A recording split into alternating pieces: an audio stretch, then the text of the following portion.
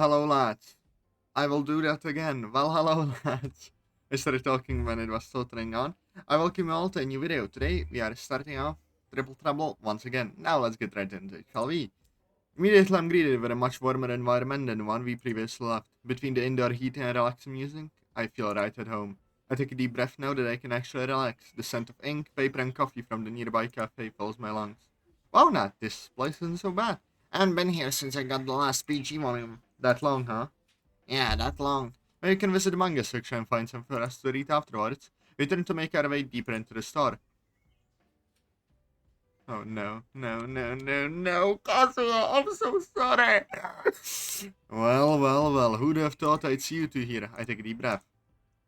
I call myself. We often around to address our more than familiar greeter. Hey there, Kazuya, long time no see. Hey, Kaz. The three of us stand there awkwardly with only the calming bookstore music filling the silence. It's almost surreal seeing that's past and future together in the present. I notice Kazuya looking down at us holding hands. So, you end up with him after all. Honestly, can't say I'm surprised. At how the both of you have been canoodling behind my back, it's so natural. Hey man, look. It's alright, Atazoth. You don't have to explain anything. I don't? Nah, man. I've put all that behind me now. It's enough. You and I would have graduated and have moved on to bigger, better, and taller things.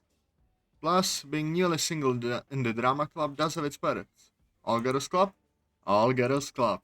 Hell yeah! Yeah, I've been in the drama club for a while. Not gonna lie, it's a pretty fun club to be in. It's been a good outlet for me to express myself, especially after a breakup. I can't believe you're saying all this in front of your ex, man. I'm not. I look down around and notice Natsuki's nowhere to be found. It's freaky how she just disappeared like that. I guess it's just us, huh? Sheesh, she didn't last long. A sinner can't look their own sins in the face. I'm going to level hit you here, Atazoth. Oh no. Kazuya performs his trademark put a hand on my shoulder routine. However, it's in a matter of concern instead of remorse or malice. I'm sure you're feeling pretty good about yourself now since you finally got the girl. I just want you to be careful with her, man. You're not just jealous, are you? I'm telling you this because I know you're not a bad guy, Atazoth. I just hope you know what you're getting into. Of course I do. Nat and I have an incredible relationship. Right, of course you do. Well, I have to get back to work now. If you need help finding anything, let me know before I go. Kazuya, my man, the goat of this mod, I swear to God. Actually, I need help finding the stationery section. Oh yeah, it's right this way. Kazuya leads me around the store as I get the supplies that I need. Minders, loose leaf paper, a chemistry textbooks, bands, and a copy of Death on the Nile by Agatha Christie. After telling him thank you, I head over to the cashier to check out before exiting the store with my newly gotten gains. I'm greeted with a more formidable cult of the outside world. I spot a bundle of pink city on a bench not too far from the store. Yo! I'm still over there, feeling butterflies in my stomach and my veins popping in my head. What the heck was that all about, Natsuki? Why did you leave me with your ex? Hey, don't yell at me like that. Yeah, right. I'm sorry. I try taking deep breaths to calm myself as I sit next to that on the bench. The air around us becomes stagnant as the wind dies down. Seriously though, why'd you leave me there? Guess you're not that mad anyway. Dude, it's whatever. Drop it. Seeing that you said it's whatever, I'm inclined to think that it's not. What, do you think I'm one of those girls who say the opposite of what they mean? Yes. She keeps warming herself up even though the cold isn't that bad. I don't know what happened in that Atazoth. Between Sinkasa again and him saying he'll be moving on out of my life, I just had to leave. Well, that's exactly what he said. Moving on to bigger and better things is what I believe his right words were. You're not helping, you fucking dumbass! Yeah, moving on to bigger and better things than me. That's what you're talking about. You know what I'm talking about, Atazoth. Oh, Natsuki's outburst catches the attention of some passerbys, but not for very long. I thought she was angry at first, but the more I look at her, I realize that she looks terrified. I don't know what you're talking about. What I said earlier still applies, Nat. I'm not going anywhere. Nothing's going to change that. I know you really mean it when you say it. I just need some time to myself to clear my mind. Well, hey, you can talk to me, Natsuki. You know I'm here for you. I know, I really do. Nat leans in to give me a kiss on my cheek. However, it likes that fiery warmth I've gotten to know very well today. Well, it's not that simple. Why not?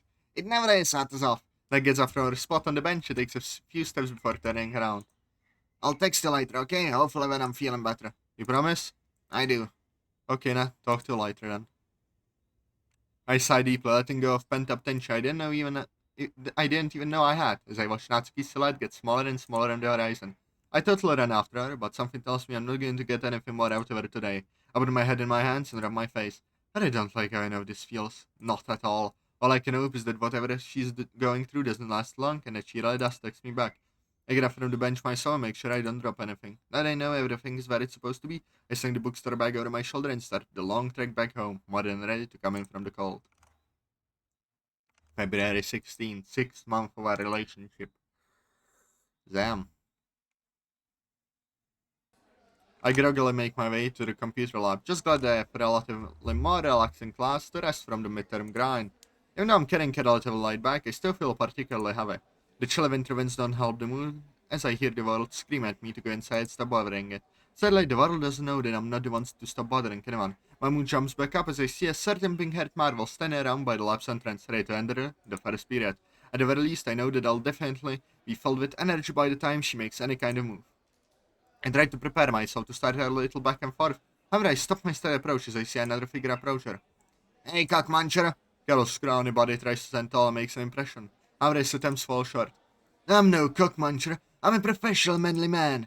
Yet it seems that the impression landed on its intended audience. Tell that to your dainty girl hands.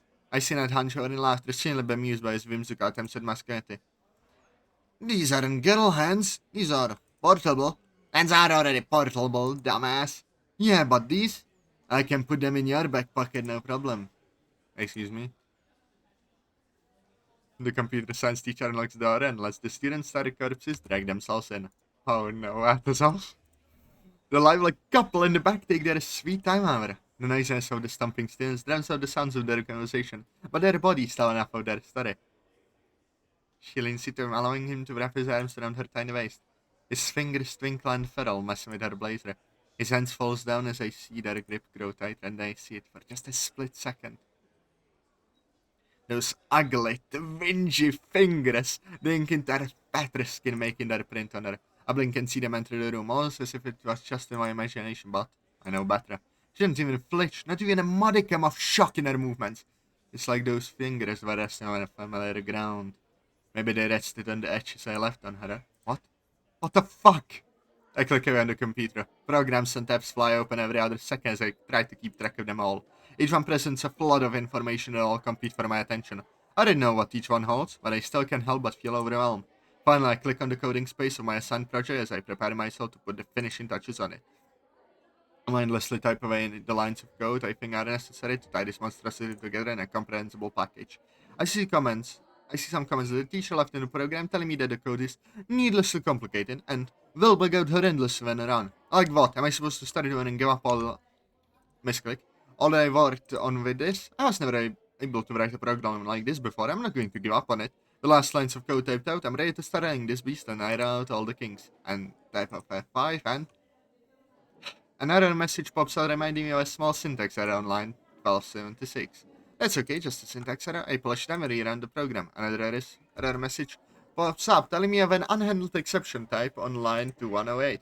Alright, that's fine, I'll figure it out. I try a quick and easy fix and rerun the program. Another error. I try to fix the one and rerun it again. Another error. Once more. Another error. They keep popping up no matter what I do. Keep calm, I can just keep fix it. F5 and run. Another error. Everywhere you look, there is more and more faults. I can fix it. I can. So I keep trying, but it keeps failing. I want this to work. Why won't it work? Another fix. Another fix. Another error. Could this be, theoretically, a metaphor for something going on in Atazoth's life? Mayhaps. Mayhaps a gift like that. Mayhaps. I try my best to keep my anger at bay as I'm seconds away from violently pounding my table. What am I supposed to do? Every I just makes things worse. I want to fix this, I have to fix this, and have any other options. But I can't. I can't keep fixing what's been broken from the start. My head falls to the table as my thoughts weigh me down. I start over. But I can't just do that. Where would I even start? I look over to Natsuki, chatting up with him. The laugh and smiling, and I'm right here following my own mistakes and a quiet meltdown with some lines of code. Natsuki rolls over to me, sporting a white and a very smile. Hey, babe. I didn't see you come into the room. I came in when class started. At least you weren't late. She peeks over to my computer screen while my eyes continue to stare daggers into her. Is there a project? It looks real rough. Yeah, it sure does. So, Are you gonna fix it? I'm starting to realize that I don't think I can. Oh, come on, give it a shot. I don't think I will. Well, if you're free, she rolls over even closer to me, invading my personal space. You have a super sweet girlfriend who is, by the way, not wearing any underwear. So, he grabbed your badass. Okay. How about, if your brain is rotting right now, you could fool around. Well, Mars fades in the back of my throat, leaving me sounding like a pile of burnt gravel. That offer seems tempting, but I'm currently having an A-B conversation with my computer, so how about you see yourself out of it? Smooth, Atazoth though. Can't hate. You're in a mood? Are you okay? I'll be okay once I have this done. Okay. I love you. Yeah, thanks, Natsuki. She pitifully rolls back to the seat, which is conveniently next to the spike-headed diesel.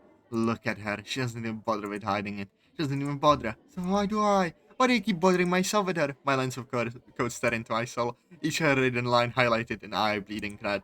I wrote the file submenu and create a new workspace. I can fix what's been broken from the start. So it's time to see what I can do now. He's realizing it. After floundering an attempt at starting over my program, I exit the dark computer lab into the bright morning of the outside world. Natsuki leaves Carol's side to greet me. Hey babe, are you doing better now? Sure, yeah. What? Little lads is feeling under the weather or something. You shut the fuck up, man. I'll fucking kill you. I almost jump at him, man. Natsuki gets in the way of my flying fist.